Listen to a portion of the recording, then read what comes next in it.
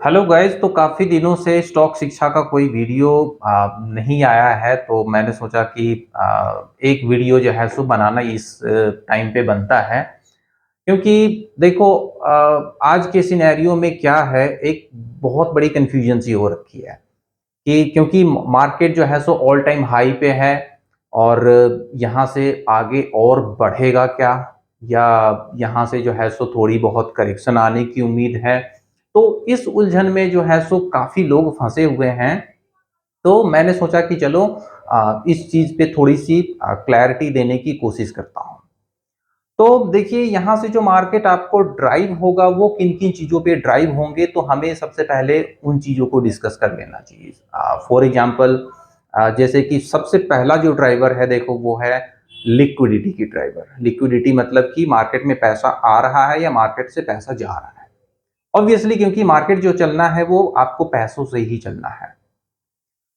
तो पैसा किस चीज़ से आएगा, किस चीज़ से जाएगा, तो वो मोटा-मोटी जो डिसाइड होता है आपको, वो डिसाइड होता है इंटरेस्ट रेट से। अगर इंटरेस्ट रेट बढ़ेगा, तो मार्केट से लिक्विडिटी जाएगी। अगर इंटरेस्ट रेट घटेगा, तो मार्केट में लिक्विडिटी आएगी। अब जो इंटरेस्ट रेट है, वो इंटरेस्ट रेट फिर कैसे डिसाइड होता है, तो उसका जो बेसिस होता है, वो है आपका इन्फ्लेशन। अगर इन्फ्लेशन बढ़ेगा तो इंटरेस्ट रेट बढ़ेगा, तो मार्केट के लिए नेगेटिव होगा। इंटरेस्ट रेट अगर इन्फ्लेशन अगर आपका कम होगा, तो इंटरेस्ट रेट भी आपका कम होगा, लिक्विडिटी मार्केट में आएगी, तो मार्केट आपका बढ़ेगा। इसके साथ साथ आपको एक और भी चीज देखना पड़ेगा कि डिफ्लेशन के टाइम पे तो हम नहीं है, या हाइपर इन्फ्लेशन के टाइम पे तो नहीं है, क्योंकि दोनों सिनेरियो में अलग अलग मार्केट जो है सो इकोनॉमिक डेटा पे रिएक्ट करता है। जैसे कि अगर आपका डिफ्लेशन वाला टाइम है, मान लो कि जैसे कि आरबीआई कहती है कि इंडिया के लिए 4% का इन्फ्लेशन जो है सो जस्टिफिएबल रेट है।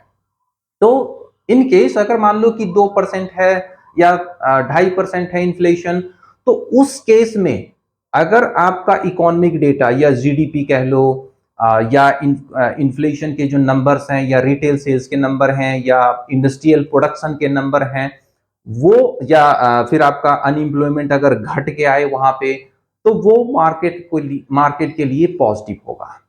लेकिन यही इन्फ्लेशन अगर आपका 6% के ऊपर है, जो कि बैंड है आरबीआई का, 2 से 6% का बैंड, तो उस बैंड के अगर ऊपर इंटरेस्ट रेट अगर चलता है, इन्फ्लेशन अगर चलता है, तो फिर क्या होगा कि वहां पे इंटरेस्ट रेट बढ़ेगा, और उस केस में क्या होगा कि मार्केट से लिक्विडिटी थोड़ी सी जा सकती है ना। तो उस केस में जब आपका जो इकोनॉमिक डेटा होंगे, अगर वो स्ट्रांग आते हैं, तो वो स्लाइटली मार्केट के लिए नेगेटिव होता है। अब जो इंडिया के लिए इंपोर्टेंट डेटा होते हैं, वो यूएस के डेटा होते हैं और इंडिया के डेटा होते हैं। और एफआईआई का जो पैसा आता है वो एक्चुअली डॉलर में आता है, तो इसलिए हमें यूएस मार्केट को ट्रैक करना काफी जरूरी है।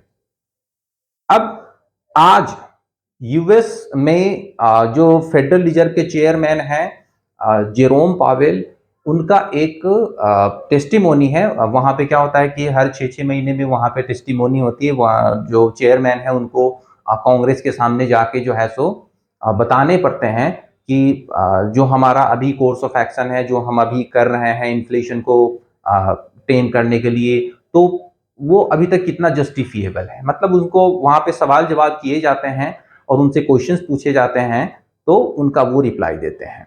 तो उसकी जो टेस्टिमोनी है वो आज ही है। तो इस चीज पे मार्केट जो है सो काफी ज्यादा रिएक्ट करेगा कि इन्फ्लेशन जो है सो उनका टारगेट कैसे देखते हैं।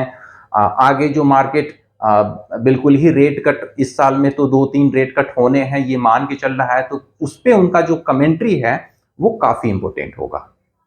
उसके अलावे जो आपको देखना है, वो क्या देखना है कि फ्राइडे को यूएस नन फार्म पेरोल का डेटा आएगा। फिर आपका जो है सो अनएम्प्लॉयमेंट रेट का डेटा आएगा, और most importantly hourly wage increase का डेटा आएगा। तो ये जॉब से रिलेटेड डेटा है।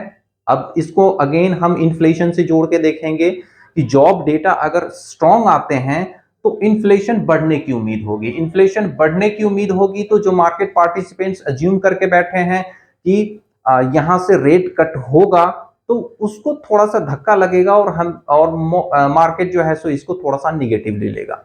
लेकिन अगर एज पर एस्टिमेशन आता है या बिलो एस्टिमेशन अगर जॉब रिपोर्ट अगर आपका आता है, तो इस चीज को अगेन मार्केट पॉजिटिव लेगा और यूएस के मार्केट और इंडियन मार्केट दोनों मार्केट जो है सो आपको बढ़ता हुआ दिखेगा।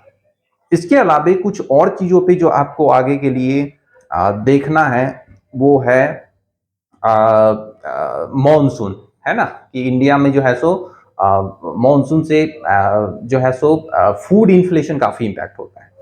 मॉनसून अगर अच्छा है तो फूड इन्फ्लेशन आपका अंडर कंट्रोल रहेगा, मॉनसून अगर अच्छा नहीं है तो फूड इन्फ्लेशन आपका अंडर कंट्रोल नहीं रहेगा।